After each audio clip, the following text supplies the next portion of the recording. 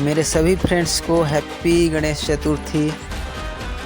दोस्तों, गणेश विसर्जन का एक छोटा सा वीडियो आप सबके लिए पसंद आए तो लाइक, कमेंट और अपने दोस्तों में शेयर करना ना भूलें।